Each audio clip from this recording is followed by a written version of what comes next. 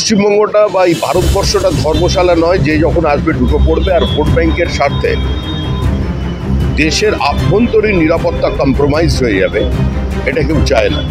আর সে কারণেই অবিজেপি শাসিত রাজ্য তামিলনাড়ু বারবার বাঙালি মাইগ্রেন্ট লেবারদের আইডেন্টিটি চেক করছে।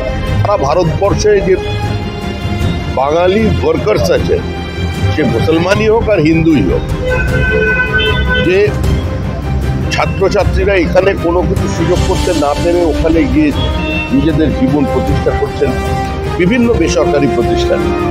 তো এ ধরনের উগ্র বাঙালিয়ানা, এ ধরনের প্রাদেশিকতা, এ ধরনের হিন্দিভাষী বিদ্বেষ, গুজরাটি বিদ্বেষ কার্যত তাদের ভবিষ্যৎকেই অনিশ্চয়তার মুখে ফেলে দেবে।